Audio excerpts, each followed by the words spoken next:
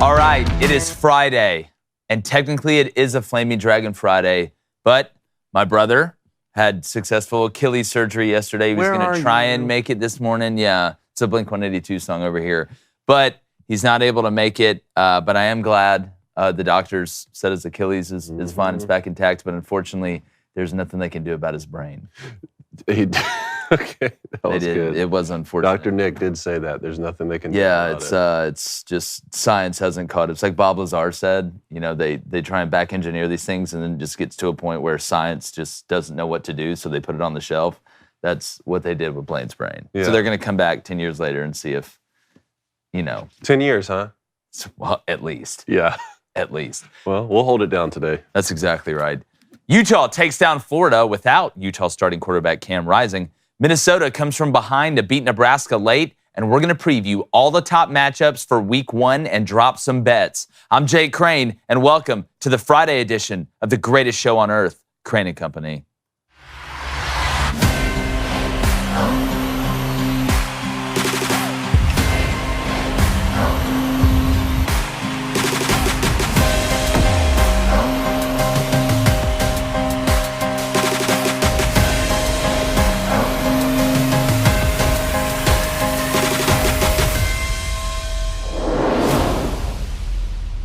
Dear college football, I'm writing this letter to say thank you and welcome back. And while you are going through some massive changes, one thing has stayed constant. You've always been there for us. Now, when I was growing up, you always gave me something to look forward to. You always surprised me, and I could always count on you to be there. My team would come through sometimes and let me down others. I mean, hell, I'm an Auburn fan. I'm already dead inside. But you always made it interesting. If I had a bad week, I could always count on you to brighten it up. If I had a good week, I could always count on you to enhance it. Now, I grew up in a state that didn't have a pro sports team, but hell, we didn't need it. I grew up in a town that ran and still runs on the football team. Now, I shared some of my most memorable moments with my family, and you were involved. Now that my father's no longer here, I look back on those past experiences, and somehow you're always right in the middle of most of them. You offered me an avenue professionally through coaching and now through media. You're a big reason I can put food on my family's table, and for that, I am eternally grateful.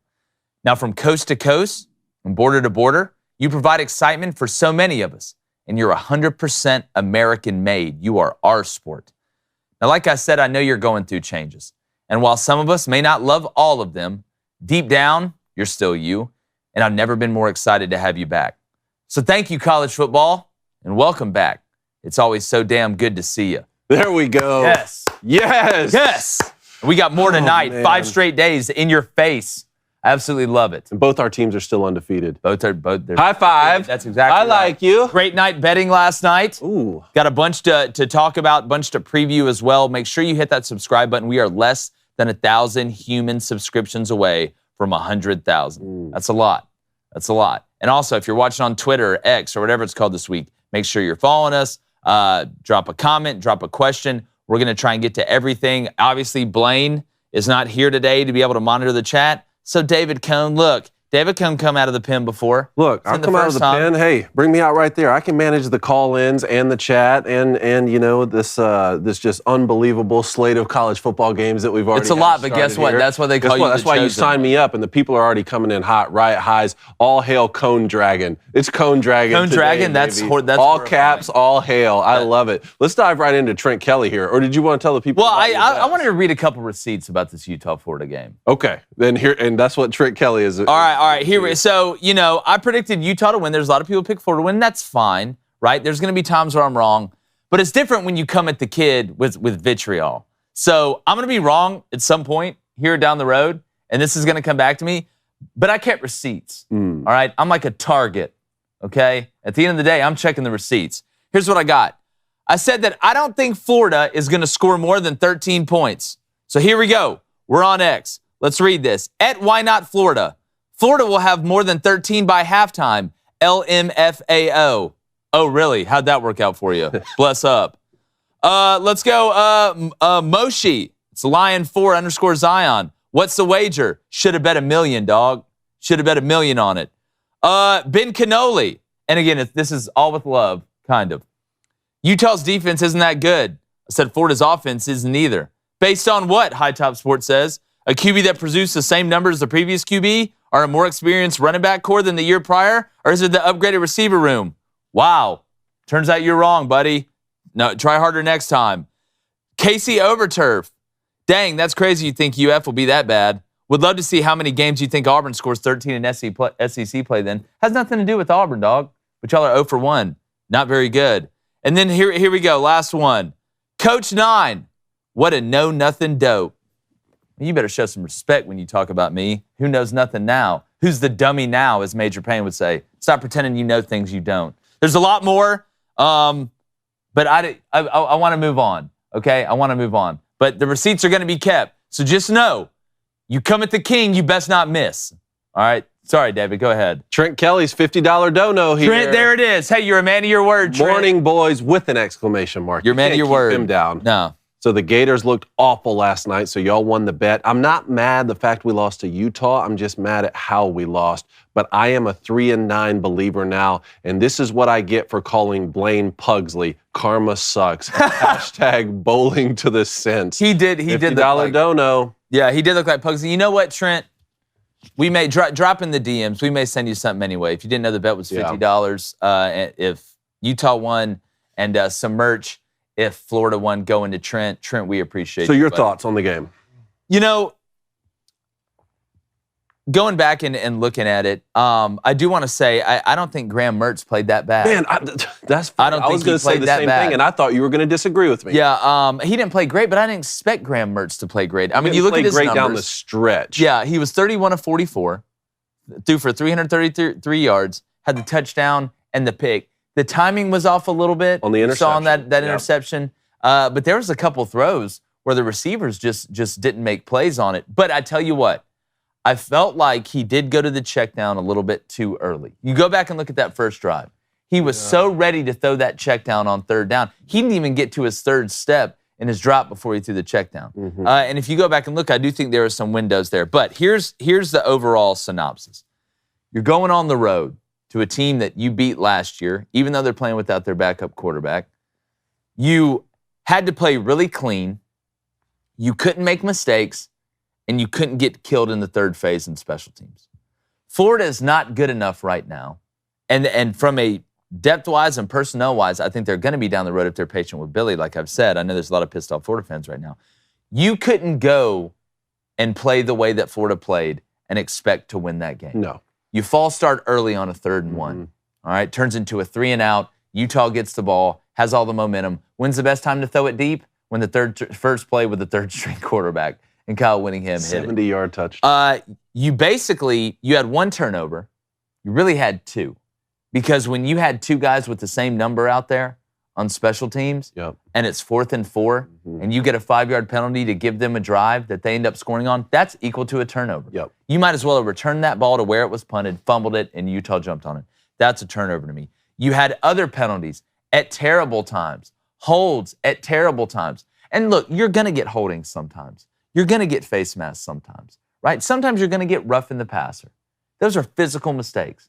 But the procedural penalties, I thought, were what killed Florida. And those are the things you can control. So you had to go out there and not play perfect, but pretty damn near close to it. And you didn't.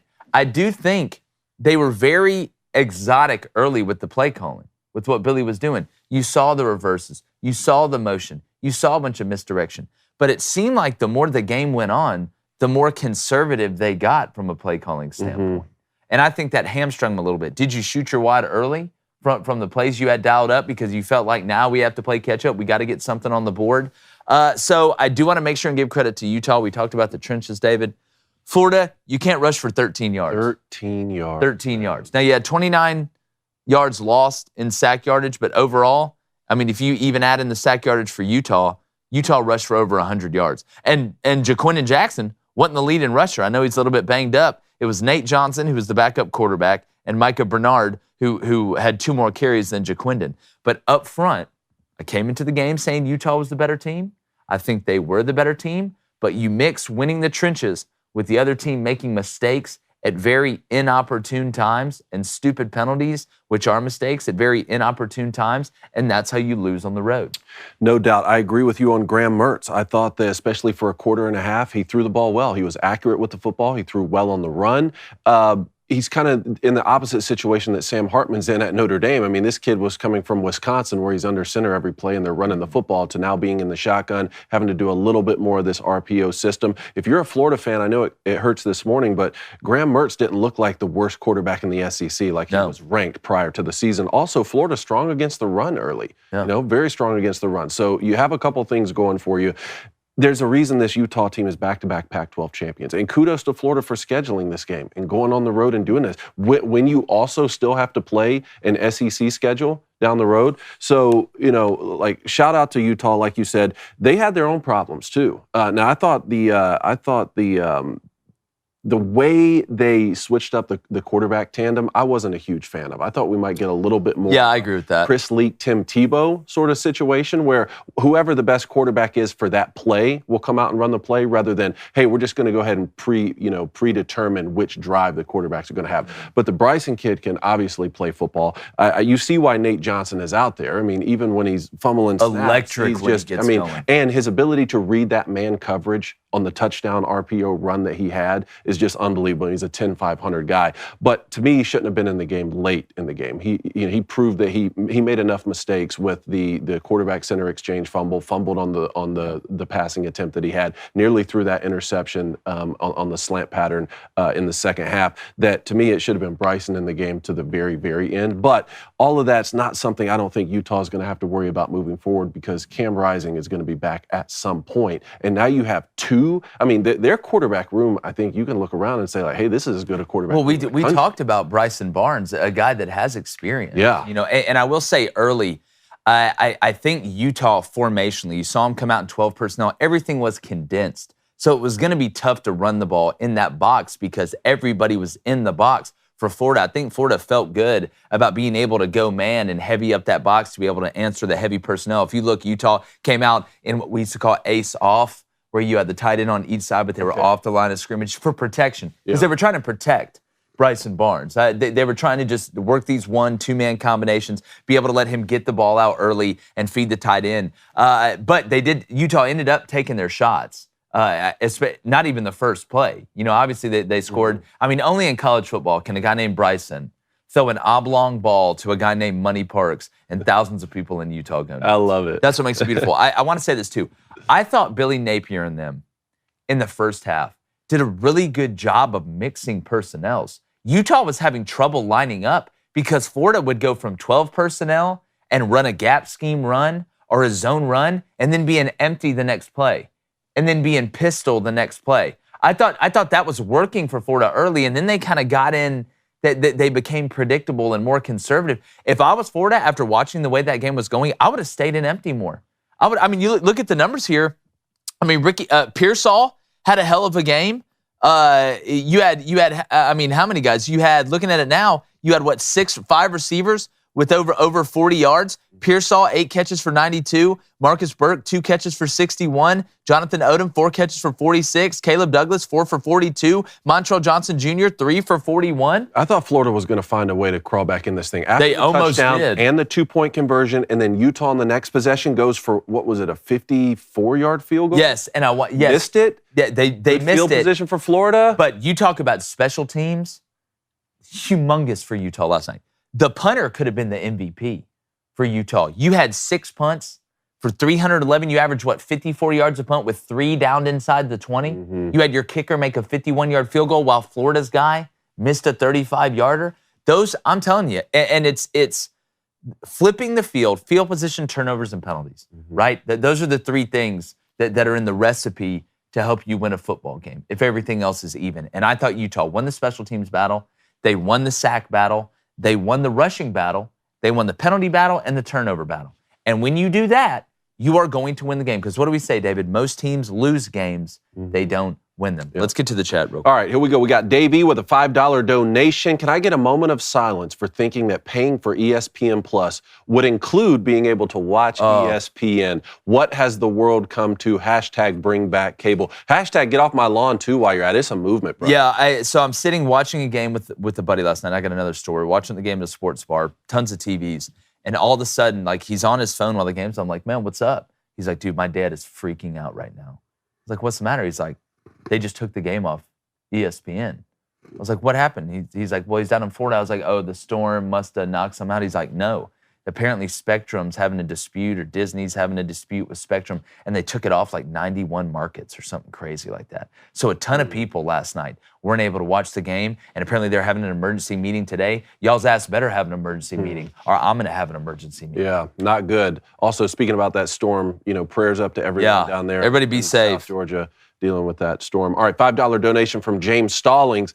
Guys, Florida looked bad, man. They should have lost 38-3. Florida got lucky. It was only 13 points. Well, I think they gave Utah some breaks, and Utah took advantage of it. Let's not forget, Utah should have been up 24-3 at halftime. You ran a trick play on the throwback where the guy was wide open, and you tried to act like you were, throwing the ball as hard as you can, as far as you can, instead of just making the easy routine throw. Also, I was shocked that Utah didn't punt that ball late. I was too. The way the game was going, like man, if you better make it. That's why I thought Florida might climb back. Well, dude, I had Utah. I took them at -6.5 at plus 108 because I felt like they were a touchdown better, and it's 24-3. And I'm like, even if Florida scores here on that great catch, I mean, that was a hell of a catch. They're late, but they score and then they go for 2. And then Utah doesn't punt, kicks the field goal, misses it. So Florida takes over where they missed the field goal at. And if they would have gone down and scored and kicked extra point, it's a one-possession game. It's a one-possession game. Yeah. It's 6 points. I don't cover. Texas said UConn covered. Yes, they did. Good cover, man. Yes, fought they hard did. Against NC State. I tell you what, man, that 14.5 number. And UConn came out first drive, man. They got the quarterback transfer from Maine. Ran it down NC State's throat, who I don't think is very good on defense after watching that game. They got a few cats that can really play, but they're not very talented across the board and physically imposing. But I don't want to take away credit from UConn. Man, Brennan Armstrong looked good for NC State. Mm-hmm. He's a good player, man. He's a good player. I'm not sold on NC State, overall as a team, but Brennan Armstrong looked about as good as he possibly could. The same old Brennan Armstrong. But yeah, UConn at home with Jim Mora Jr. 14.5. It's a cover. You lose by 10. I know a lot of people are on that over at 46.5. Looked really good after the first couple possessions. But UConn stayed in it. They fought. Tough way to lose it. But if you're a UConn fan, I mean, you're so much more improved than what you have been. It is just absolutely one of the worst teams in football 2 years ago. Exactly. Jim Mora Jr. takes them to a bowl game in year 1, and yesterday, I know there's no moral victories, but still, you're playing NC State. Broken Devil Dog, Nebraska and Minnesota both looked bad. Let's talk about Nebraska and Minnesota for a minute. Yeah, we were on this under, absolutely pounded the under, talked about it all week. It was 3-0 at halftime, and you got what you had seen from Jeff Sims at Georgia Tech. Yeah. Some really good. Some plays you're like, man, this guy's a chance to be special. And then you see other plays, like right before halftime, when you throw that bonehead interception on 3rd and goal instead of throwing the ball away and kicking the field goal. And that ended up being the difference in the end. And then, you make a couple great runs. You go down, you score a touchdown on that crazy throwback play where you fumbled it, picked it up, still were able to throw the touchdown pass. And then you're driving at the end after Nebraska fumbled, and Minnesota went down and scored a touchdown on an incredible catch. I know we're going to get to that. But Jeff Sims is moving the ball down, just stares down the receiver in the middle of the field, number 2. I think he ran a skinny, and the middle of the field safety just baited him and jumped him. But was that not the most Minnesota way to win and the most Nebraska way to lose? Yeah. I mean, that game, just I would just say it was painful because, it was the curse of the Chiron. You know, as soon as they put up, here's how many one possession losses Nebraska has had. Yep. You could just feel it coming.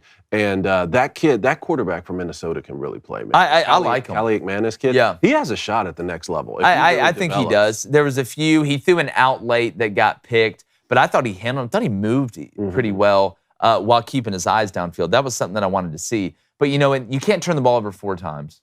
Nebraska turned it over 4 times on the road and turned it over at awful times. But, again, Minnesota, They're going to run the ball. They're going to play action. They're going to throw the short game, take a shot every now and then. But defensively, they're going to rally to the ball. They're going to wait you out. Hell of a play at the end to force that. Let's bring that play up at the end. And look, Nebraska, you could have started off with Nebraska Community College and beaten them by 45 points in Matt Rule's first game. Instead, you're on the road at Minnesota, and this isn't a Minnesota team of 2 decades ago. I mean, you've seen what PJ Fleck's been able to do here. They have guys. They clearly have a quarterback that's extremely competent. You're playing them on the road, and you played them down to the stretch. I know it hurts to lose another game like this, but I think Matt Rule's going to have them going in the right direction. Yeah, I agree.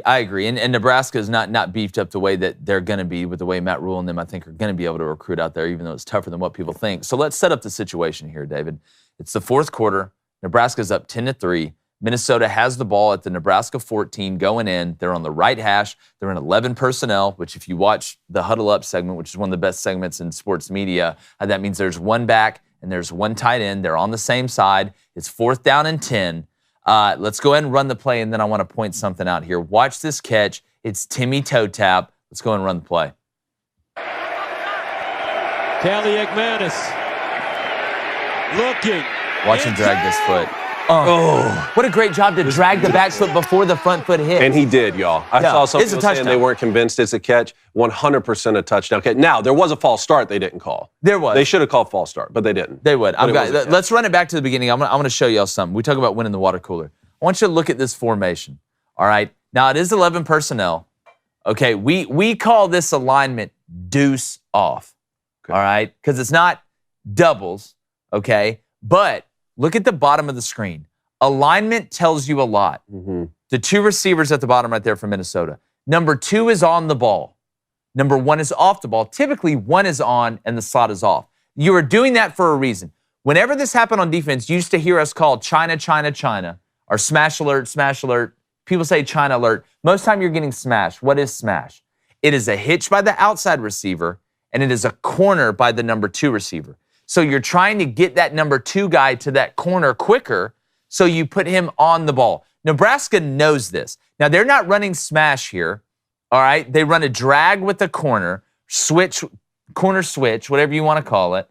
Y'all may have called it something different. You talking about the number 1 receiver on the outside? Yeah. His post corner route? Yeah, and I'm just calling it a drag because he's going to drag underneath, you'll see, to create space and create that one-on-one. So they're setting this up. Nebraska knows this, and they're still able to get away with it. So watch, number 2 is on the ball. Whenever you're watching the game and you see they come out in whatever set and number 2 is on the ball and 1 is off the ball to the 2 receiver side, all right, there's ways to run it out of 3 in trips, whatever.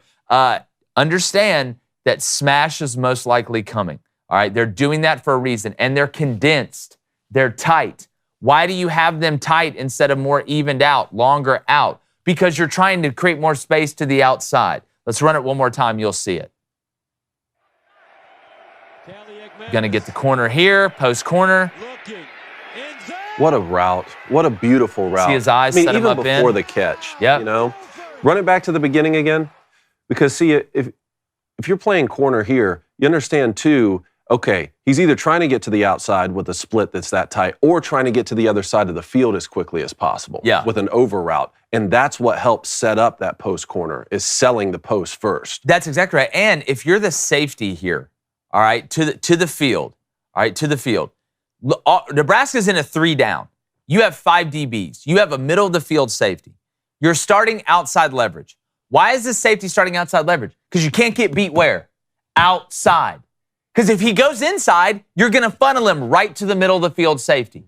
You can't fall for the glance. Why fall for the glance? If he wants to go inside, go outside. What should have happened, I'll run one more time, is that safety should have stayed outside leverage and beat him up the minute he glanced in and tried to go out. But the safety took the bait. The corner down here at the bottom, right? The corner, because this is cover 1.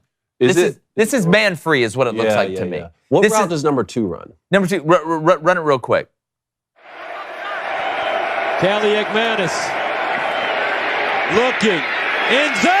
Oh, they may have both been on post corners. That's what I think it was. You know what? We broke down Python this week, which is short double post. They may have both been on short double post peel back corners. Yeah, well, like that's why you make the China alert, because somebody's running the corner, and it's most likely number 2 because he's on the ball. Yeah. Right? Number 1 can run a ton of different variations, right? He can run the hitch and make it true smash. He can run a corner. He can run a slant. He can run whatever. They're trying to create space to the outside. So I think you're right. I think that might have been Poco by both of them. But keep him inside. Keep him inside. And guess what? That throw never gets there. Mm-hmm. It's an incomplete pass or an interception. Play. Yes. One more thing here from this game from AJ Cooper, $5 donation. Nebraska being Nebraska again. Matt Rule will get it going, but how about those defenses in the Big Ten opener? So there was some hitting going on in this game too. Now, yeah, and you knew it was going to be awfully physical. You could. It's one of those games where you turn the sound up and it.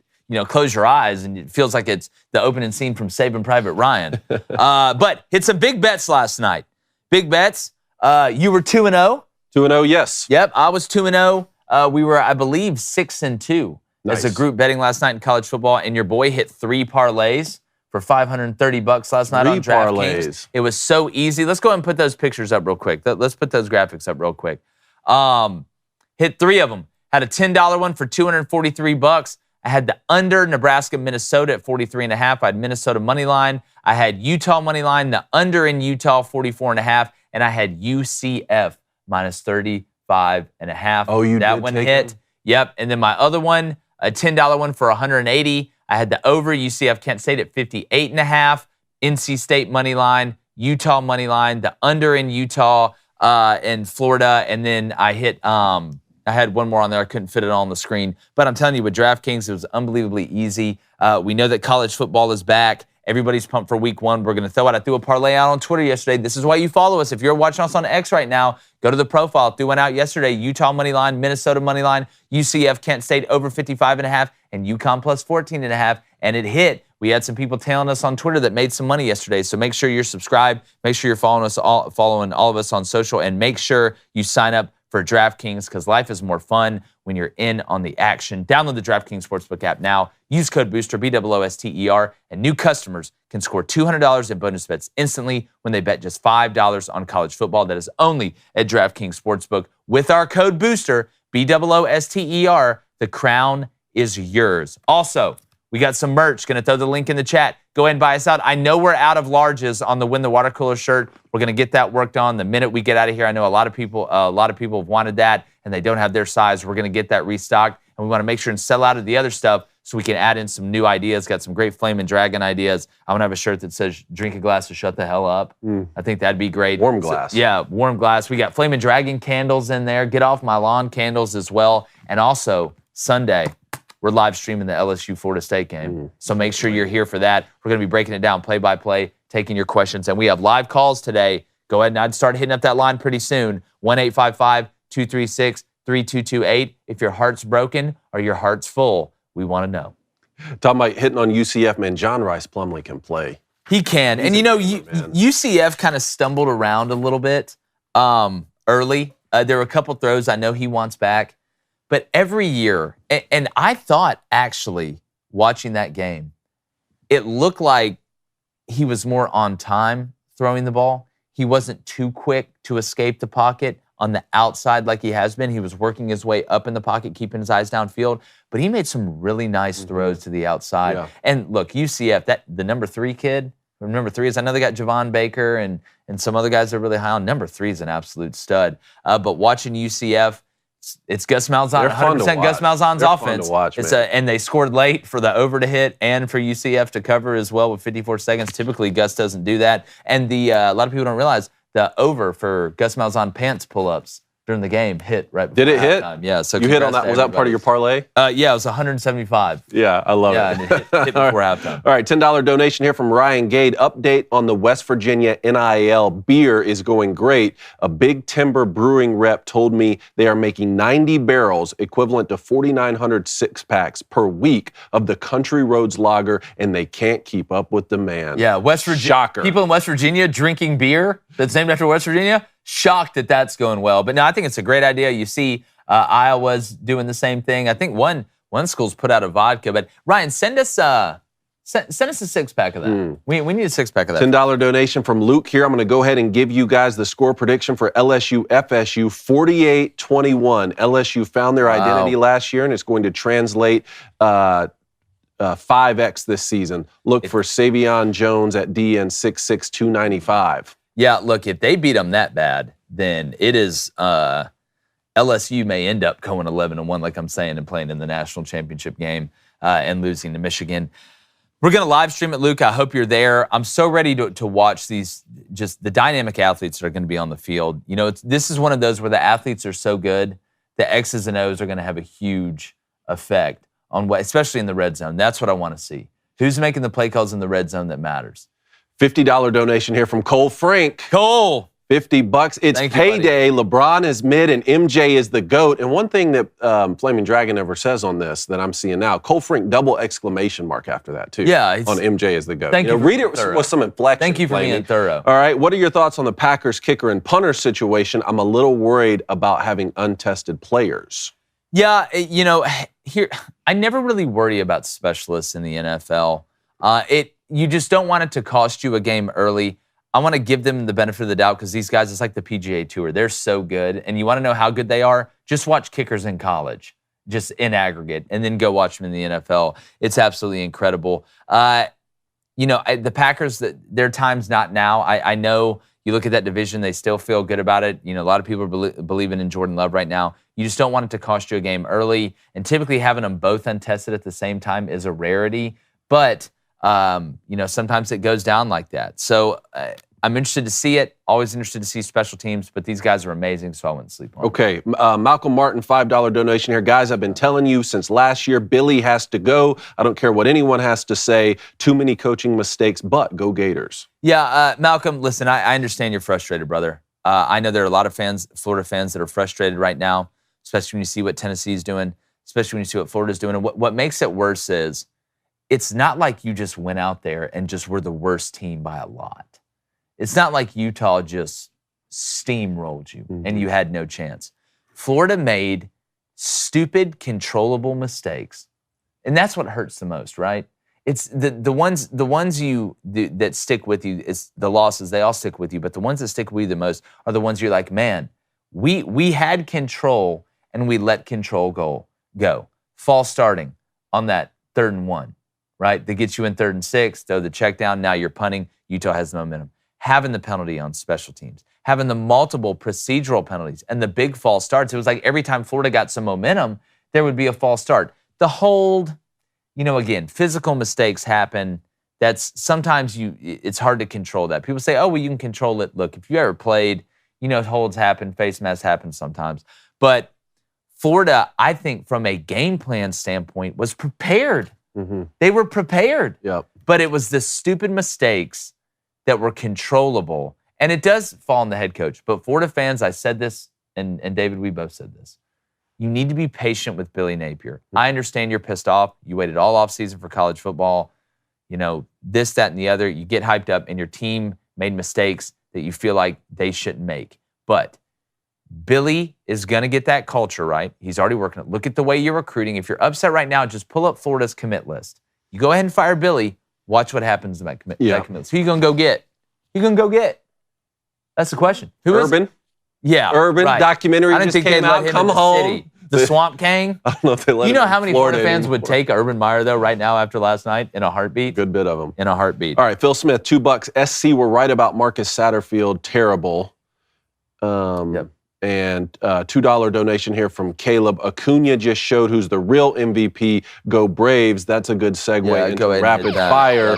Ronald Acuna Jr. got married yesterday and became Major League Baseball's first 30 home run and 60 stolen bases player. Insane. That's nuts. Hit a grand slam and the Braves beat the Dodgers. Look, ridiculous. Here's what worries me, David. We're playing too good right now. You think so? And I know we've been playing good the whole year, but we almost need to play bad for a week. I know what you're thinking. Will somebody play bad? We just play bad for a week. We need to manufacture a little adversity. We do. Maybe Acuna, you know, the whole visa with his wife and why they got married. Maybe they ate a cheeseburger. I've got an even better idea. Maybe he's suspended for 3 games to start the season. I've got an even better idea. Everybody hit opposite-handed. Ozzie Albies doesn't count for a week. Just to get that. Austin Riley, go up there left-handed. Yeah. You know, Acuna, go up there left-handed. Mm-hmm. You know what I'm saying? Let's get some. Let's get the bad ones out. To feel what it's like to not be good. Yeah, that's exactly right. Because we're playing too good. We've been playing too good for too long, David. Baseball's a fickle mistress. Fickle mistress. But in reality, look, he's incredible. I tell you what, watching him, there's some guys in baseball right now. We talk about Shohei, right? Obviously, duh. Mm-hmm. Ronald Acuna, Ellie De La Cruz from the Reds. He ran down a ball at short the other day and threw a guy out at second So on a good. fielder's choice that just human beings shouldn't be able to make.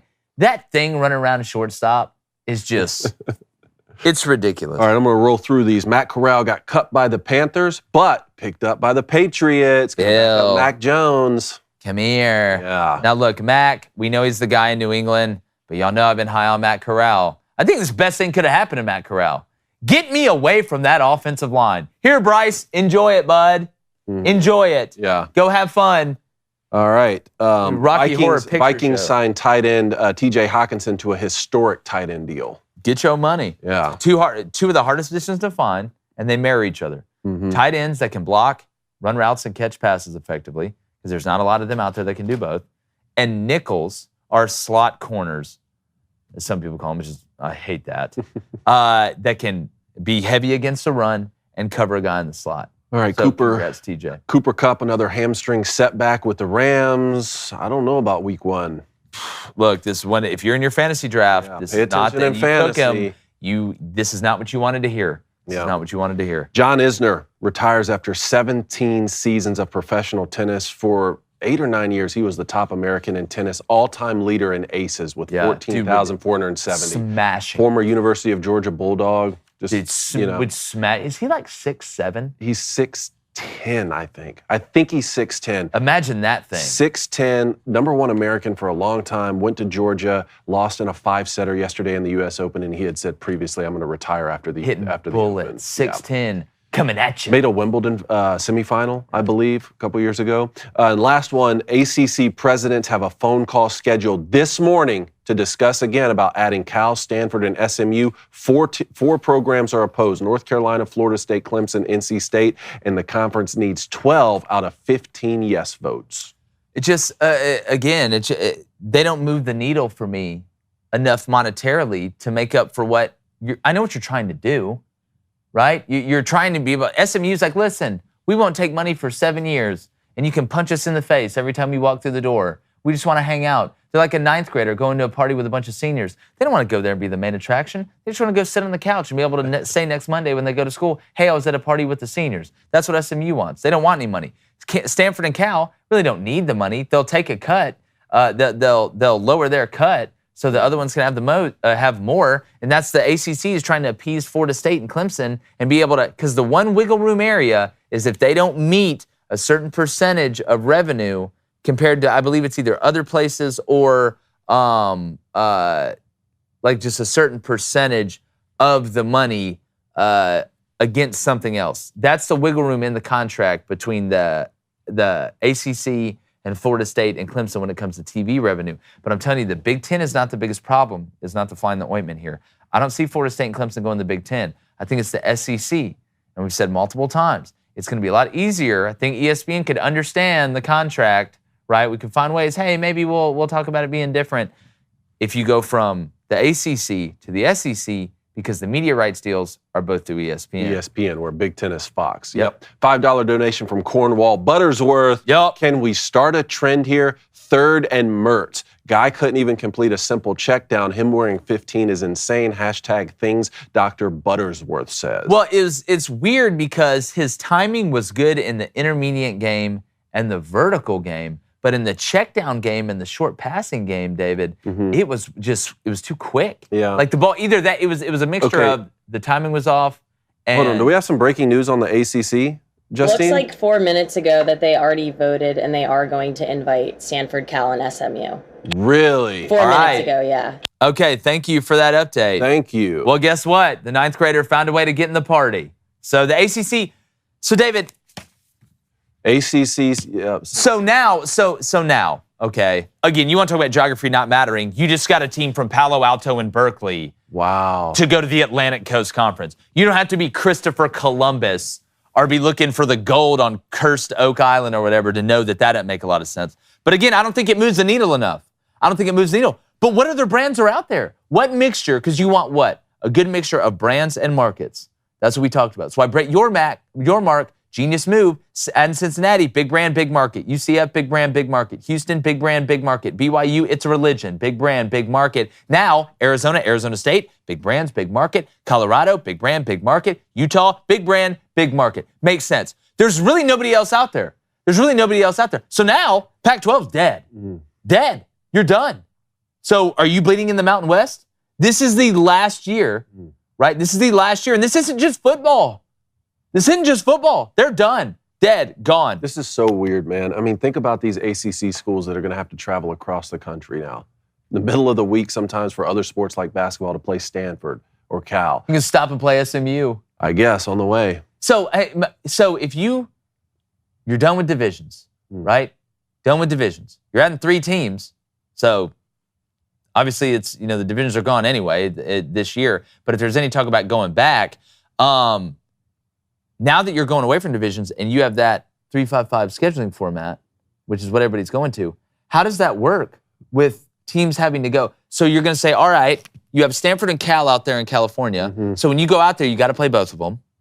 And then on the way out there, you're probably going to have to play SMU. How does that work on a rotating basis? I don't know if they're not going to be your 3 permanent rivals. Think about if you're Stanford, you might have to go to Miami on a road game one week and the very next week go to Syracuse. Like, this is...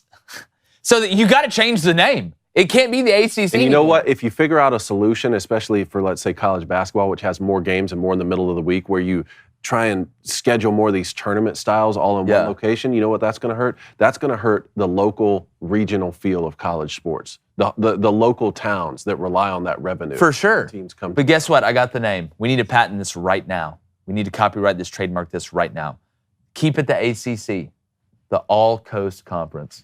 All Coast. Some booster clubs said across the country conference. Across the country conference. Across the country conference. Oh, okay, it makes sense. But the All Coast Conference is easier. Hell, you have to change the colors. All right. Thanks for that breaking news. Yeah, so call in and let us know what's up. 1-855-236-3228. But we got to get to previews, David. All right. You want some keys to victory? Let's go. Let's go. All right, we got Georgia Tech, Louisville tonight. Your thoughts?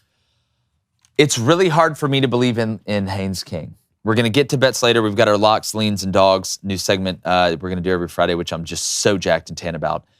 Big on Jeff Brom. This game's being played in Mercedes-Benz, right? So indoors, fast track. The wife is there. Oh, yep. Shout out Darby Lou. It's hard for me to trust Haynes King. It really is. When you look at Georgia Tech, I think Brent Key was a good hire. I hate it didn't work out for our friend Jeff Collins. Great guy. Guy we've had on the show. We're going to have him again. Georgia Tech, not great at running back. You brought in Christian Lear. You got a couple good receivers, but you may have the worst wide receiver group in the All Coast Conference now, formerly the artist known as the Atlantic Coast Conference. You return a couple guys up front. I don't see you having a strong run game. Defensively, you were pretty decent last year in spots. I don't like the number for Louisville plus 7.5, but if you're Georgia Tech, this game is going to come down to Haynes King's arm. It's going to come down to Haynes King's arm. And because Louisville was pretty good defensively last year. I don't think a lot of people realize that. We'll see this year under a different style. But if you're Georgia Tech, it's going to come down to Haynes King arm. I don't trust Haynes King with that throwing motion, right? I mean, I got to see him make it through a game without getting hurt, number one. I hate it for the kid. But I feel like Louisville is the better team. I was looking at it. I had Louisville 8.5 points better than Georgia Tech when I looked at everything in my model that I'm coming up with, the Crane-Thagorean theorem model. When I look at Louisville, really interested to see Jack Plummer now back with Jeff Brom. I think they're going to be exciting on offense. I want to see how the run game is. Defensively, I think they're going to be a little more stout than what people are thinking. I like Louisville in this game, but the key to the game for Georgia Tech is, can Haynes King throw you to a win? The key for Louisville is not making the big mistake. I like Louisville as well. I like them a whole lot more under the touchdown hook rather than over the touchdown hook, especially being in Atlanta. It's a de facto home game for Georgia Tech. But let's go to Miami and Miami. Cool little opening week matchup. The Confusion Bowl. Yeah, the Confusion Bowl. Miami, Ohio versus Miami, Florida. This is one that me and you talked about before the show. Miami, Ohio, it's going to be raining a little bit. I think there's a 60% chance of rain at kickoff down there. Shocker. I mean, it rains every day. If you ever lived by a coast, by a beach, you know that.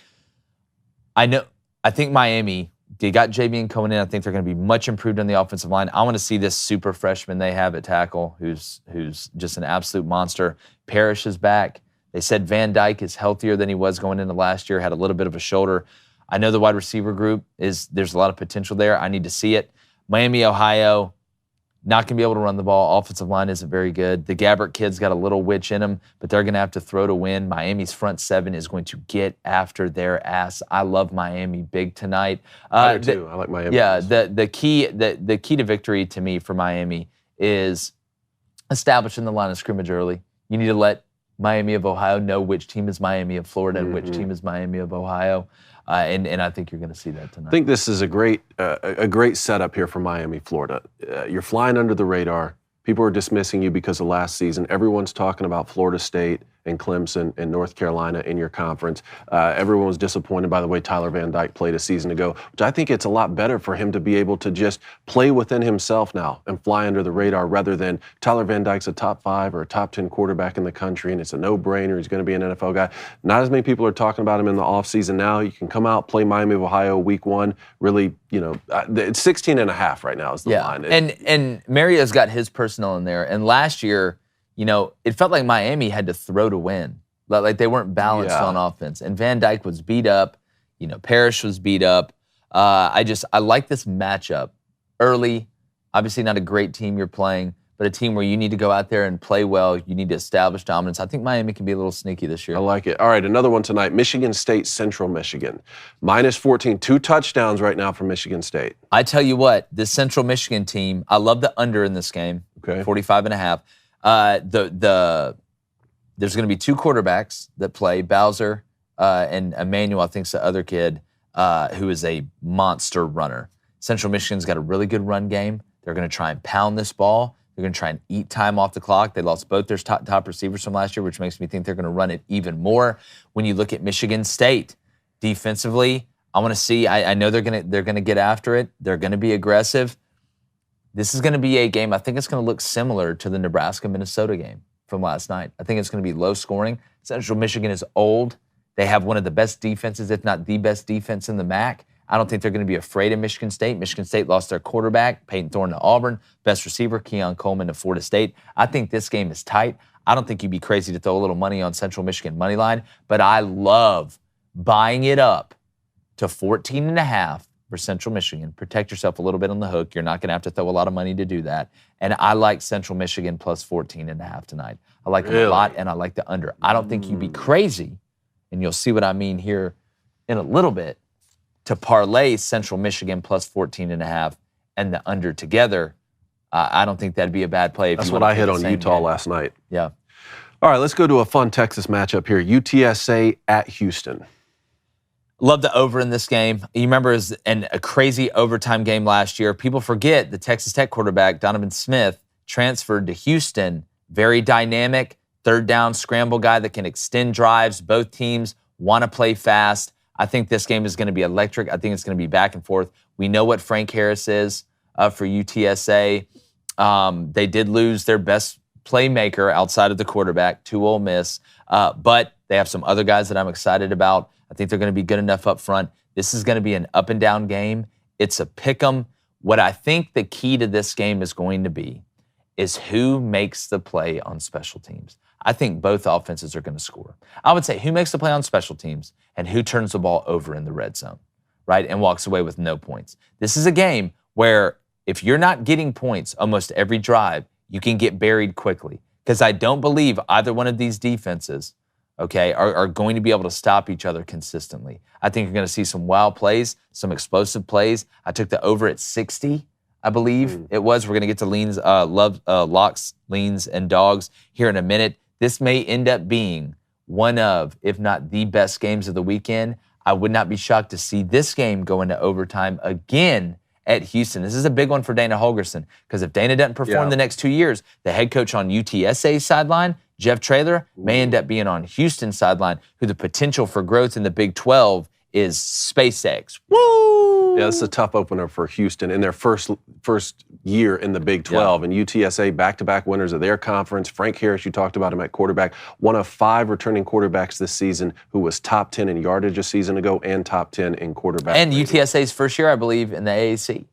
Is it? I believe. Unless I'm losing my mind. Forgot Somebody about that fact check me there. All right. One of the big ones this weekend, North Carolina, South Carolina. Yeah. Talked about this a little bit with Tom Luganville yesterday. I don't trust either one of these front sevens on defense.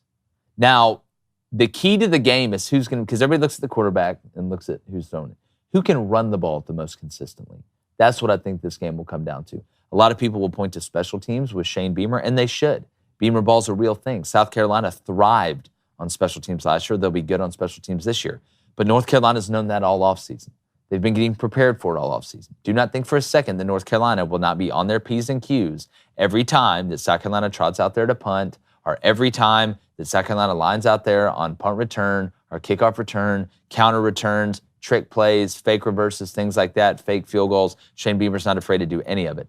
Now, I said yesterday, the best way to try and contain Drake May is to keep him in the pocket and make him beat you with his arm. And he can. Drake May can beat you with his arm very quickly. But where Drake May will kill you and you'll give up 60 is if he's beating you from the pocket and then breaking contain and either taking off and running or making throws during the scramble drill. Because Drake May is him and Caleb Williams are the two best scramble drill quarterbacks in the country. When the play breaks down and they get outside of the pocket and it turns into playing jackpot at recess, they are the best at doing it. So if South Carolina, you don't have to go there and be the steel curtain on defense, but make Drake May beat you with his arm inside the pocket. But the key to this game is who can run the ball. Because if you can run the ball, you can possess the ball. You possess the ball, you control the clock. You control the clock, you keep that other offense off the field. Mm-hmm. The true best way to keep Drake May from killing you is to keep him on the sideline. I agree. All right, last one, Florida State LSU, which we are live streaming Sunday night. Yep, and we're going to have our Sunday recap right before that as well. It Yes. won't be in the morning. It'll be right before that, so make sure you're subscribed. If you haven't seen one of our live streams, turn the game on the TV because we can't show it to you on YouTube, but we're going to be talking you through it. We're going to be talking bets, talking formations, things like that. This is a pick 'em. I do like the over, and I know I keep harping on special teams, but red zone play calling is huge here. It's huge. This is a game where I don't think you can settle for field goals in the red zone and win. Offensive coordinators don't get paid to move the ball in between the 20s and kick field goals. Offensive coordinators get paid to score touchdowns in the red zone when the field shrinks. That's when you really find out. That's when you see all these packages, wildcat, this, that, and the other, trick plays, things like that. Defensive coordinators don't get paid in between the 20s. They get paid to stop you on third down and hold you to field goals in the red zone. The team that has to settle for field goals the most in the red zone in this game will lose, right? We look at special teams last year. LSU lost because they missed an extra point. But red zone play calling is the key to victory in this game. Johnny Wilson's a giraffe on the outside, huge red zone threat. You look at Mason Taylor, the tight end for LSU, Jaden Daniels' running ability, Jordan Travis's running ability. We're going to keep previewing this game more. I like LSU right now, but this per capita will be the matchup with the most talent and the most NFL players on the field all weekend. This is not the opening week game that we deserve, but it's the one we need right now. That's exactly right. It is what we need right now. Exactly right. Locks, leans, and dogs. Locks, leans, and dogs, and then we're going to get to your calls. But before that, college football season's back, baby. We know that. There's nothing like grilling burgers while you're watching your favorite team with the boys. I know you're going to be out there tailgating, and you have a gas grill or you need propane for your grill gun that we absolutely love here. Our friends at Cinch can help you out. You don't want to blow it, right? You don't want to throw that pick that ends the game for your team as you're driving to go kick a field goal to win it. And with Cinch, it'll never happen. They're a propane grill tank home delivery service. They deliver propane tanks right to your door on your schedule that does not require any long-term commitment or subscription. All right, you don't have to wait around at home. You can track the order on the Cinch app and it'll show up at your door. Because the perfect summer night would not be complete, and fall night, without Cinch. So go to cinch.com or download the Cinch app. Use promo code BOOSTER, BOOSTER, to get your first tank exchange for just $10. That's CYNCH.com.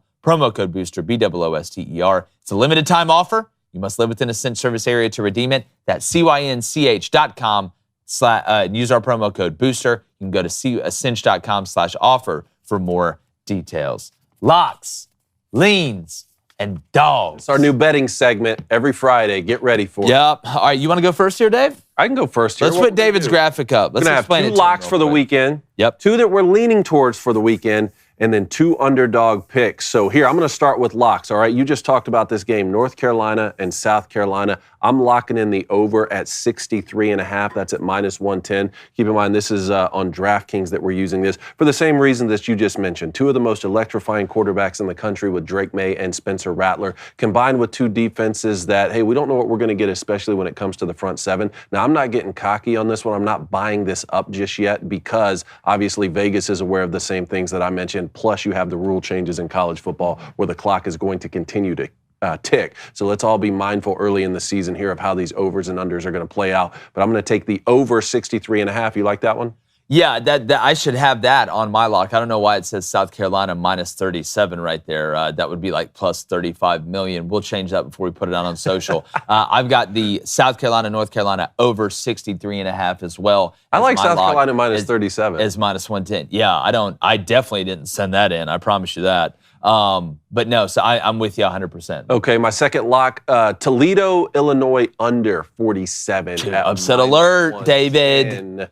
You think Toledo's going to win that game? Oh, man. They're predicted to finish first in the MAC, which take that for what it's worth. But regardless of winning or losing, I didn't want to touch this for, the I love the under in this game. I do love the under, and I know Illinois lost a lot of pieces, right? But still, one of the best defenses I think we're going to see in the conference. I'm taking the under 47. Yeah, I don't think that's crazy at all. My locks, as I said, I'm taking North Carolina, South Carolina over 63.5 at -110. We'll get that fixed. To my second one, all right, right now, Western Kentucky's sitting at an 11.5 point favorite at -10. I want to get that down to -9.5 at -151. This is a lock, so I'm guaranteeing this money. This could be way worse. South Florida, love Alec Golish, guy I clinicked with when he was at Iowa State. Really good coach, really good person. I think he's going to get it going down there in South Florida. But they are just, the barrel is at the bottom when it comes to talent. And Western Kentucky returns Austin Reed. Very explosive offense. Defense should be fine. I don't think you'd be crazy to take the over here at 70. I wouldn't be shocked if South Florida found a way to score. But they returned 2 starters, I think, on defense. Now, I know the defense was really bad last year, but there's a lot of unproven pieces, a lot of guys that have not played together. Lock in Western Kentucky, -9.5 at -151. Yeah, I'd put the rent on it. Okay. I feel as, and I don't want to jinx, I'm going to knock on wood, I feel as good about this bet as I have ever felt about a bet. Wow. Now you know it's missing.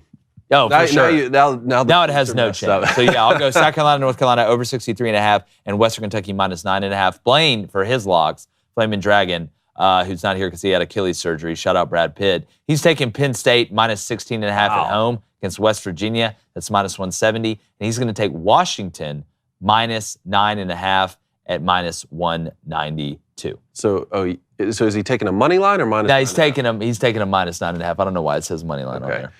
The Penn State one, interesting. I have high hopes for Penn State this year, but West Virginia, I don't know. Things always get weird when Penn State and West Virginia play. So -16.5, we'll keep an eye on it. I'm going to go to my leans here. I'm leaning TCU -20.5. I know it seems like kind of a big line when there's so many unknowns with Colorado right now and Deion Sanders' first game out there. But you have 2 different narratives for each of these schools throughout the offseason. One for TCU is, they lose Max Duggan, they lose Quentin Johnson. This isn't the same team that went to the national championship. And when we did see them there, they got blown out in epic fashion by Georgia. There's no way TCU comes back and is going to be any good at football this year. They're 7-5 at best. And then the narrative for the other side for Colorado is Deion Sanders being there means they're going to be, one of the best teams in the country, and there's so much excitement, and he's on every television commercial right now. I think that really is that's going to eat away at some of these TCU players. A lot of bulletin board material. I'm going to take TCU -20.5. Yeah, the name to remember for that game, Savion Williams for TCU. Dude is an absolute stud. And don't forget, Chandler Morris was the starting quarterback before he got hurt, and then Max Duggan came in and went on that Heisman, campaign there at the end. So Chandler Morris, Chad Morris's son. Gotcha. And this game is in Texas as well. All right, and then I'm leaning Purdue -4. See, why is this at 4? I don't know, but they got Fresno State at home. I understand you lost Aiden O'Connell. Aiden O'Connell is a heck of a quarterback. He could play quarterback for the Raiders. I know. You might see him start again. Well, Jimmy G will last about 4 games. Or as Stephen A. Smith says, porn star Jimmy. Don't be surprised if you see Aiden O'Connell starting in the NFL this season out there in Vegas. But bring in Hudson Card. I mean, Hudson Card played Dude. well last year when he came in for Yeah. 10 years at Texas. Highly touted 4-star kid. Look, I'm still big on Purdue this year. I'm going to take a -4, -110 against Fresno State. Yeah, he's got more experience than that old lady on the Titanic threw that diamond in the ocean. She did throw that in there. It's been 84 years. My leans. I said UTSA in Houston over 60. Liking that. And again, we're going to post our Saturday bets Saturday morning like we do. We put out 6 of them. Had a really good weekend last weekend. Really good night last night. So I'm leaning UTSA Houston over 60. I could have put that one in locks. I honestly could have. I was leaning, right? I was leaning. I wasn't locked. I was leaning. But I'll probably lock it up. Okay. All right, lock it up, throw it. Then, Texas Tech -14. Hell, David, I could have thrown this one in locks. I love what Craig Bohl's done at Wyoming. Go look at how they perform against Power 5 teams. And everybody says, look at their defense. Their defense, really good. Look who they played last year. Okay, look at the schedule. I know it's a new year. They lost some parts off that defense. But this Texas Tech team with Tyler Shug, I'm telling you right now, I got them going to the Big 12 championship game and losing in Texas. All right, they're going to be fast as hell on offense. I think they're going to score a bunch of points and run away from Wyoming. I think they're sneaky good on defense. And Wyoming wants to run it, play action. Run and play. Not a sexy brand of ball. I think this is a game where Texas Tech gets up by 28, 31 points, ends up winning. Smells to me 38, 14, somewhere around there. I like them at -14. If you wanted to buy it down to -13.5, I don't think you'd be crazy at all. So those are my 2 leans. Really Texas flavor. A lot of there. Texas flavor. A lot of Texas flavor there in the leans. And speaking of it, Blaine's going to take Texas Tech. He's leaning. Oh, what a coward's way out, Blaine. I'm not going to talk bad about him. He's not here. Texas Tech -9.5 at -200. You might as well take him. You might as well take him at minus. I'm leaning there. Yeah, I'm leaning to making $3. And then Purdue money line at -190. Blaine's playing it safe because if you look at his dogs, like he's going out there. This guy, I think the pain medications. Yeah, who knows? But all right, what do you got for your dogs? We got my dogs, Hawaii money line. I know it seems crazy, but a week ago, I watched them play Vanderbilt tight, and they've got Stanford this week at home in Hawaii. Schrager. All that's been going on in Maui and Hawaii, you got a team that's playing for more than just themselves, more than just football. They're playing for an entire state out there. I like that Schrager kid, man, at quarterback. I do too. He can play football. Got some moxie. He can play football. Timmy Chang looks like, hey, we're figuring it out year 2. I like Hawaii money line +135. Of course, it's a risky pick. It's a risky pick because we don't know about Stanford right now, and they've been hearing a narrative offseason. Oh, they could have the worst roster in Power 5, and they're not going to win any football games. Yeah, Stanford could go out there and win by 3 touchdowns. I don't know, but it's called the dog pick for a reason. Troy Taylor, their coach coming over from Sacramento State, won a lot of games. But I'm with you. I like your second one there, too. Oh, South Carolina +120. Look, I mean, we're picking dog picks here. South Carolina's going to play North Carolina. You don't know, man. I mean, Spencer Rattler could just go freak out for a little bit. We still don't know about that North Carolina defense. I like South Carolina, especially when you can get them in plus money right now. Yeah, and I know DeCarrion Joyner is the guy that moved over from wide receiver to running back for South Carolina, but North Carolina hadn't been able to tackle anybody for 3 years. So if they don't do that, and South Carolina's able to run the ball and they've got balance, Spencer Rattler's going to rip them apart. That's why, again, I like that over because I think North Carolina's going to score. All right, my dogs. North Texas money line +200, playing Cal at home in 100-degree heat. Both teams going fast. I know North Texas, new guy in charge, a lot of new faces on defense. But Cal, I'm not sold on Cal. I mean, you're going to play. You don't just walk into Denton, Texas, and roll your helmet out there and win the game. I think North Texas is +6.5. I don't think you'd be crazy to buy that up to +7.5 and throw that in a parlay. But money line at +200, I'd sprinkle a little bit on there. We'll see with Cal. They had that injury to the running back. He's out for the year. Justin Wilcox, he needs it. He needs this year bad. And Cal's schedule is like getting hit with an aluminum baseball bat when you walk through the door at home after work. So give me North Texas on the money line. Then I'm with you. Hawaii played a game, got their beak wet a little bit last week. Like the way they played up front. Gave Vanderbilt's offensive line a lot of problems, and I think Stanford's going to try and pound the ball right at them. I know Stanford's got a tight end that a lot of people are excited about, but I think Hawaii can hang around. They're only a 3-point dog, so this isn't some crazy stretch here. So I don't think, if you wanted to, put parlay North Texas money line and Hawaii money line. So we're bet buds on one of our locks and one of our dogs. Yeah. I like it. Feeling it. Blaine's going to take Central Michigan tonight. This is not a bad bet. Man. Talk about bank free. I'm telling you, this is not a bad bet. He's taking 2 MAC teams, huh? Yeah, this is not a bad bet. +440. Central Michigan money line. Now he's taking Miami, Ohio money line at +550. That is a bad bet. I think they're going to get murdered. I think Inspector Perot is going to have to come and figure out the mystery of who murdered him. Oh, wait, I know. It was Mario Cristobal. I think Michigan State's just, I don't know. We'll see. Noah Kim, you get your shot, buddy. But you lost. I mean, you lost some pretty good players in the transfer portal. But Mel Tucker, man, I think he's going to be in the hot seat after this year. We'll see. We'll see tonight. We'll see tonight. We will see tonight. And if you're trying to stay fit, guess what? I got something you need to see. Because we all have the best intentions when it comes to sticking to a fitness routine. We know your New Year's resolution went out the window by March anyway. So, I mean, we're sitting here in September, the first day. By the way, we're going to announce our Booster Club winner of the month on Tuesday. Make sure you get those booster bets in. Check social for that. But Fitbod is changing the game, David. Fitbod's an app that creates a personalized workout program that's tailored to your goals, fitness level, and available equipment. And you don't get bored. Half the problem is you get bored with the same workouts every week. I'm going to do legs today. I'm going to do chest today and arms today. And I'm going to do cardio today. No, you need to mix it up. You got to keep the body guessing.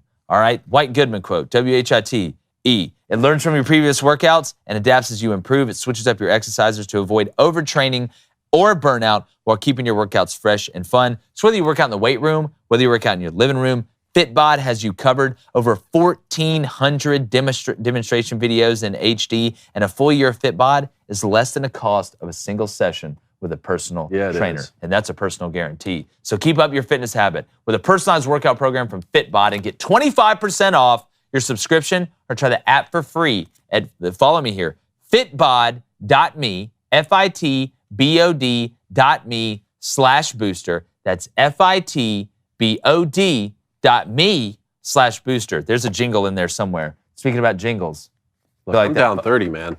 Down 30, maintaining. I feel you. Fitbod's big help for that. Down about the same, maintaining. Maintain. Am I maintaining? How's the phones maintaining? You want to get to the phones? Because I'm telling you right now, we got a Red 7 hot route Pongo alert. Who is it? From Coy in Knoxville. Coy. I told you to call back in, and Coy did. Knoxville, Pongo. What's going on? Let's do it. The koi fish. Yeah. So first time calling into the trust tree. Yeah, welcome. Hold on. Let me look under here. Oh, here you are, Coy. I see you. So call sign being in order, stress pig. Stress pig. Look, it's football season, baby. I feel you. I'm stressed. All right. So getting to take my two boys to the UT-UVA game this weekend. Nice. And they decided they wanted to make a wager on the game. They have been converted to be UVA fans by some extended family members. Really? So now there's 13 of them. Yeah. So, yes. So the question is, with all the shenanigans I've seen on the show of maybe some bets not being followed through like they said they should be, do I use this as a teaching lesson to tell them that they should be more specific about their bets? Because their bets were that if UVA won, I would buy them some UVA stuff. And if UT won, I would make them listen to Rocky Top on the way home back to Knoxville from Nashville. Wow. First so the off, question is, go ahead. Do I make them listen to Rocky Top on repeat the whole way home, like a 2-hour and 45-minute drive, if UT wins, and just buy them like a keychain if UVA wins? Or do I let them slide since they're 9 and 11? Well, that's a great question, Coy. First off, you're raising those boys right. And believe me, about halfway through the second quarter, they'll be Tennessee fans probably. Yeah. But here's what I'll say. I think this is one of those great times where you can teach them, hey, make sure you get it in writing, right? Is this one of those lessons? Make sure you get the specifics in writing. But here's the question for me, Coy, for you. And you know that I know you. Can you listen to Rocky Top for 2 hours and 45 minutes straight back home as a Tennessee fan? Is that something that you think you could pull off? You know, I was thinking that would be hard myself. I mean, I'm going to hear it enough at the game live, so.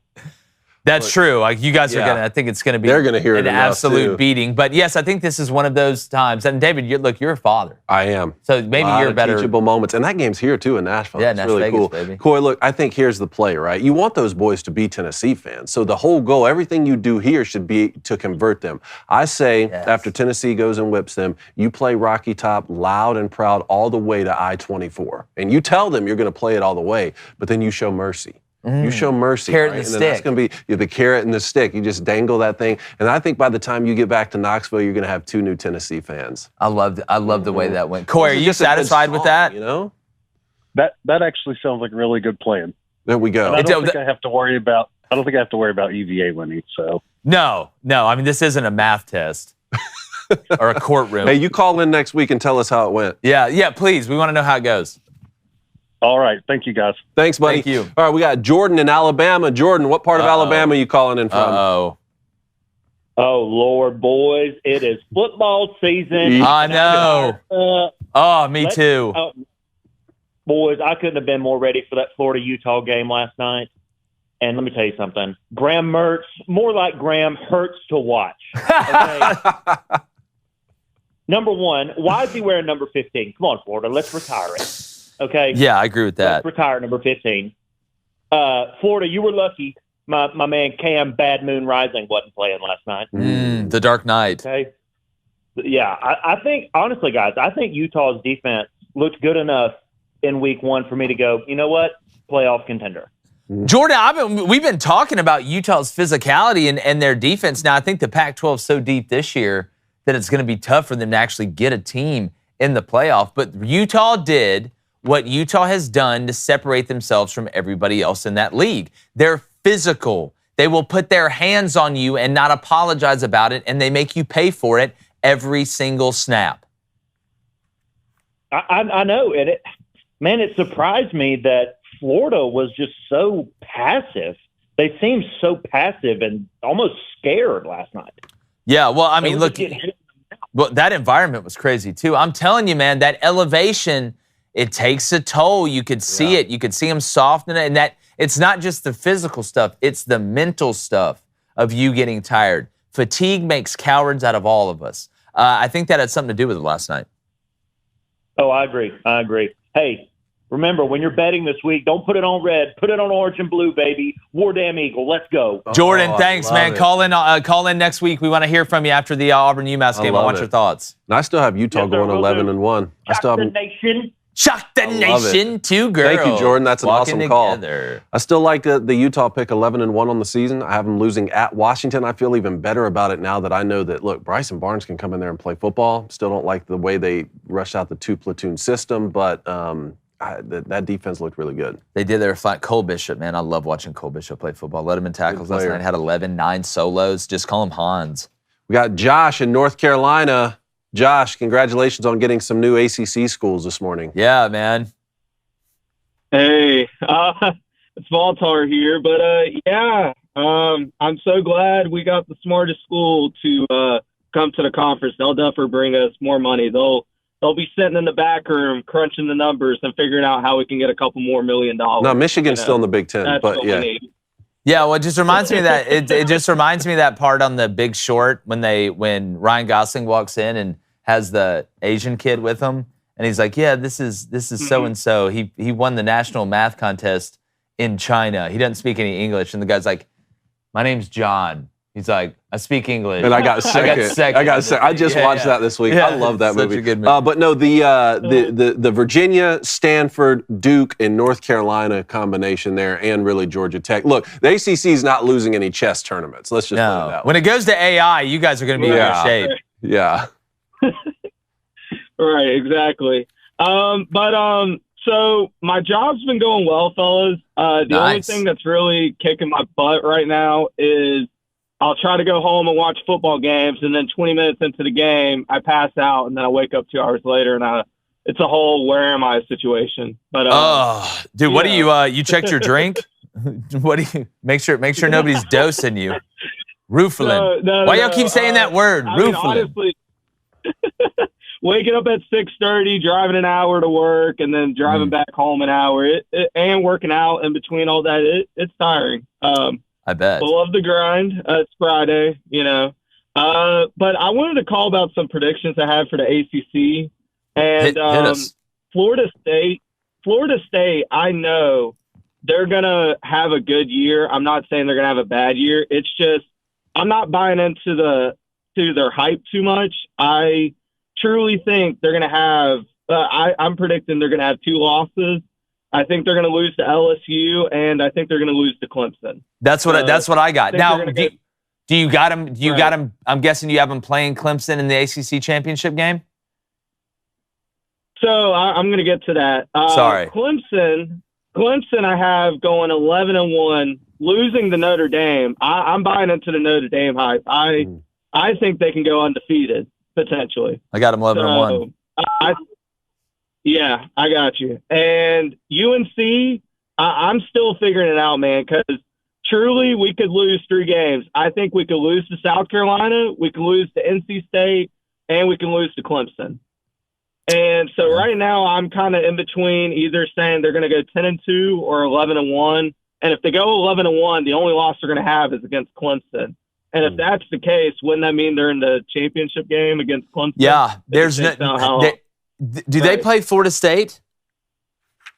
Does North Carolina play Florida State? North Carolina and Florida State don't play It each other. North Carolina and Florida State don't play each other, but they both play Clemson on the road. I have all three of those teams 10-2, with one of each of their losses being in the non-conference. Man, I think I have that. I have Florida State 10-2, losing to LSU and Clemson. Me too. I've got North Carolina going 10-2, losing to Clemson Clemson and South Carolina for me. and I got them losing to NC State. Okay.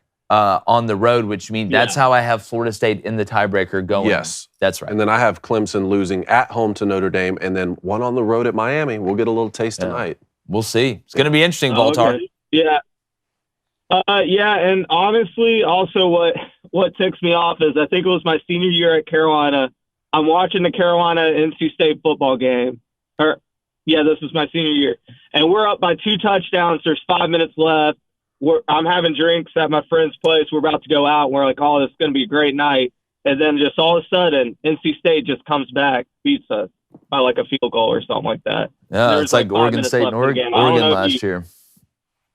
Yeah, I don't know if you remember watching that UNC-NC State game, but like that, left a sour taste in my mouth. But like every year they get our number. I can't remember the last time we beat them. Rivalry. And last year we lost in like three overtimes by a field goal, a shanked field goal. So it's always a hell of a game. Those in-state rivalries, man. That's why they're the best. Voltar, call back next week, man. Enjoy the football watching this weekend. Appreciate it, Josh. See you, man. All right, thank you. Y'all too. All right, brother. All right, y'all.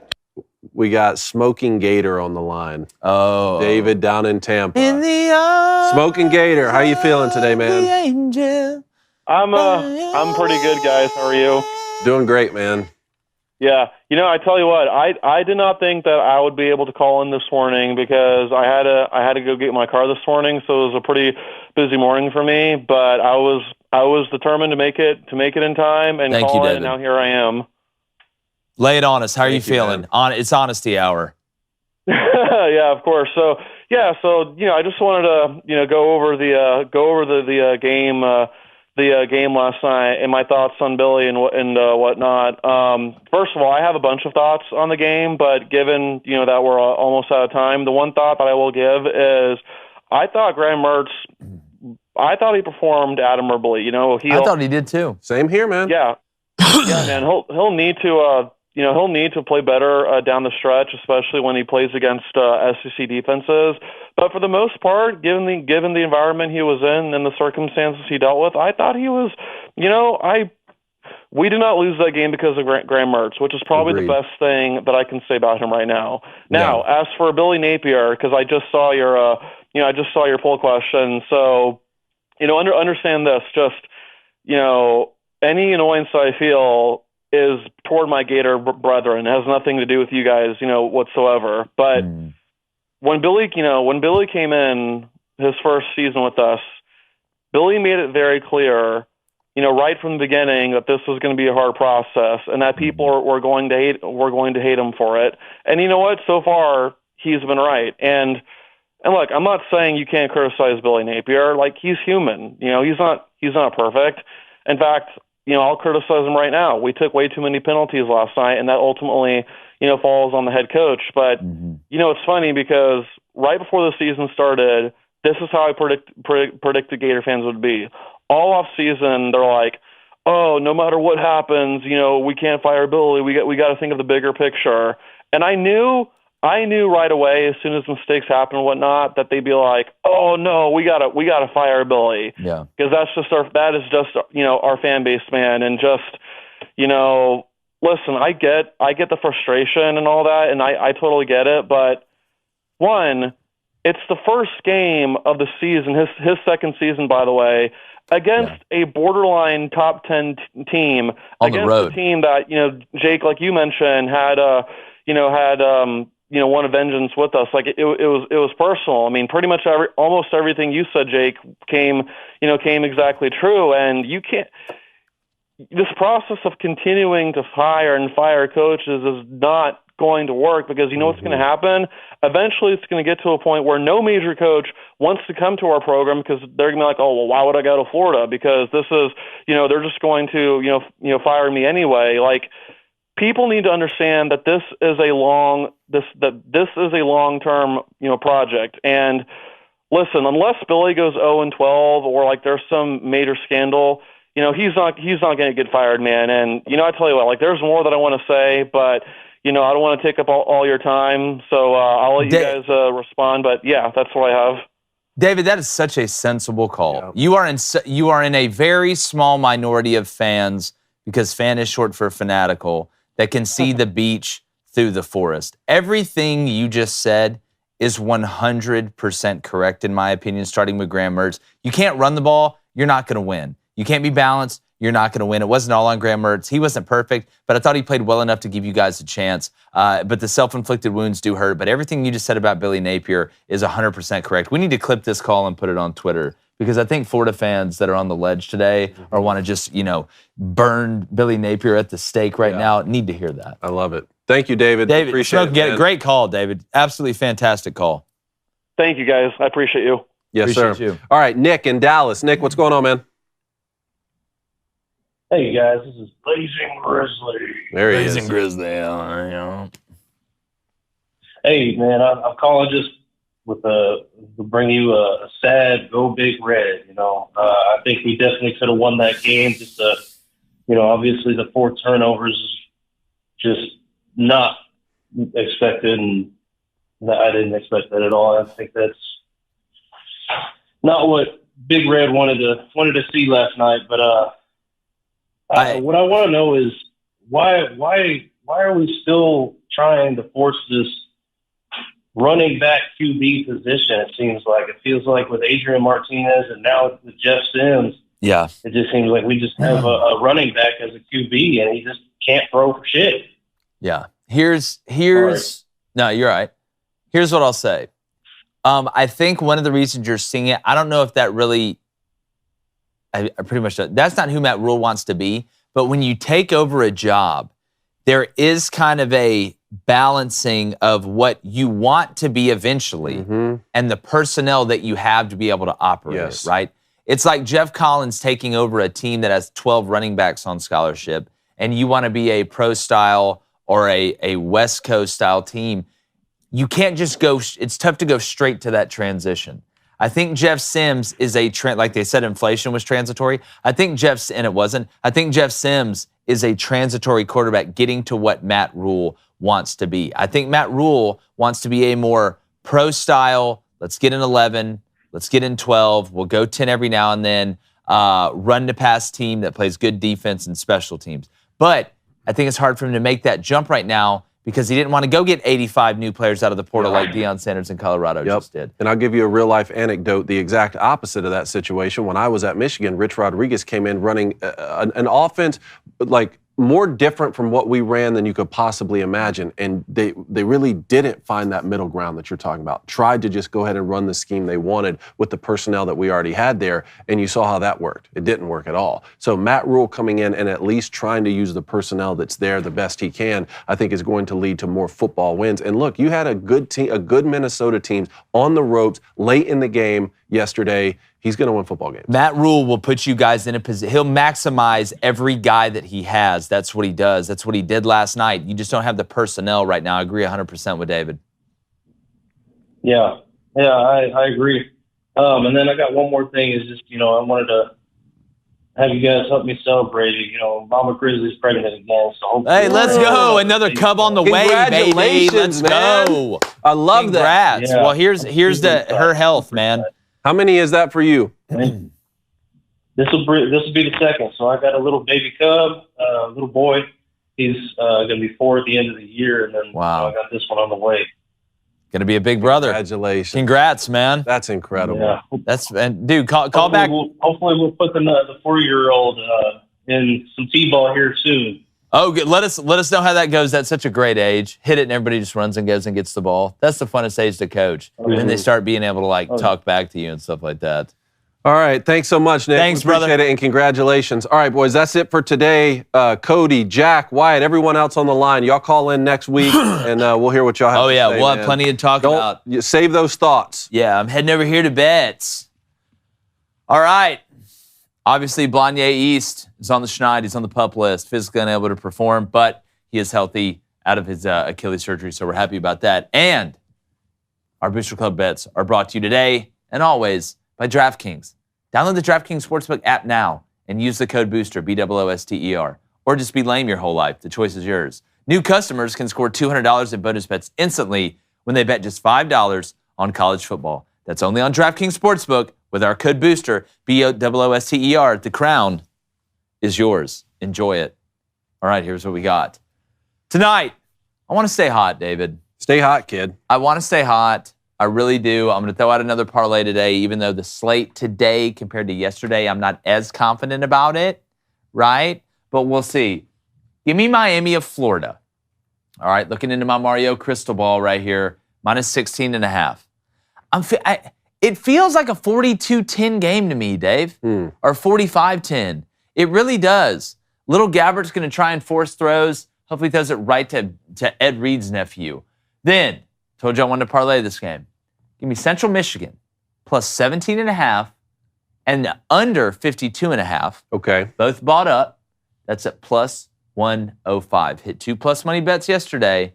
That's Central Michigan plus 17.5 and the under 52.5 at plus 105. I like it. All right. Bet buds today on Miami then. Minus 16.5. I'm going to take it as well. That's minus 110. And I'm going to take Hawaii in a parlay here. Hawaii plus 3.5, hosting Stanford at home, plus the game over 45.5. And this is a dog bet at plus 125. I like it. Ace, he's going to go Louisville. He's bleeding the. I just didn't feel good enough about that game to bet it. I just didn't feel good enough about it. He's going to take Louisville minus 7.5. That's minus 110. And then Michigan State minus 13.5. He does not believe in the Chippewa. Does not believe. At minus 1.25. Again, if you're watching us on X, Twitter, Flubber, whatever it's called this week, make sure you are following us. We'll put out that parlay. We're also going to put out our locks, leans, and dogs. I love it. I'm going to try and fly through these. $5 donation from Grant. Happy Flaming Dragon Friday. Gentlemen, who's more likely to be a college football national championship contender in the next 3 to 4 years, Auburn or Wisconsin? I'm taking Auburn. I would say Auburn because the divisions are ending. But I got Wisconsin going 11-1 this year, so I'll say Auburn in 3 to 4 year span. Give me Auburn. 3 to 4. Yeah, if you're not talking about this year, then I'll take Auburn because when the divisions stop in the Big Ten, Wisconsin is not going to benefit from that. No, it's going to hurt them. Yeah, exactly. All right. Ryan with a $5 donation. Keys to victory for West Virginia. Upset is a long shot, but I 100% think they will cover. You got to get after Drew Aller. That's the thing. Drew Aller's going to have to make mistakes. Penn State's going to have to lose that game. West Virginia's not going to be able to just big boy him.